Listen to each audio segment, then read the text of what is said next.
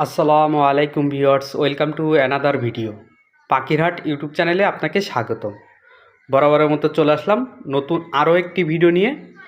তো আপনারা কে কোথা থেকে দেখতেছেন দয়া করে চ্যানেলটি সবাই সাবস্ক্রাইব করবেন এবং কমেন্ট করবেন। কমেন্ট করে জানাবেন আপনারা কেমন আছেন। তো বরাবরের মতো আল্লাহর রহমতে আমার কবুতরগুলো খুবই ভালো আছে আলহামদুলিল্লাহ। তো আমি একটা আপডেট দিয়েছিলাম কি জানি না। তো আমার উপরের যারা ছিল ওদের ডিমটা হলো 8-10 দিন পরে দেখি ডিম জমছে, তারপরে দেখলাম ডিমটা নষ্ট হয়ে গেল। তো এটার ব্যাপারটা বুঝলাম না। যাই হোক, আমার এই যে এই জোড়া দেখতেছেন ওটা, তো এটা হলো ফিমেল। মেল, এটা হলো মেল, ফিমেলটা আছে অন্য জায়গায়। তো আলহামদুলিল্লাহ কবুতর বাইরে ছেড়ে দিছি, এই জন্য খাঁচা খালি। ছাড়ছি বলতে আমার যে দুই জোড়া উপরে যে দুই জোড়া দেখেন সবসময় আপনারা, তো তাদের ছেড়ে দিছি। তো আলহামদুলিল্লাহ তারা ডিম নিয়ে বসে আছে, 5-7 দিন হয়ে গেল আলহামদুলিল্লাহ, এখনও চেক করি নাই।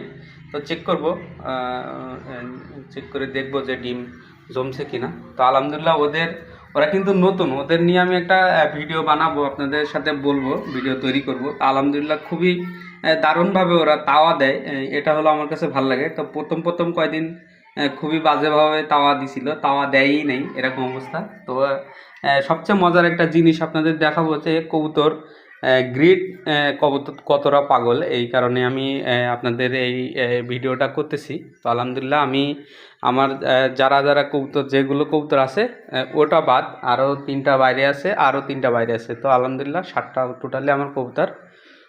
তো মজার বিষয় যেটা সেটা দেখাবো, চলে।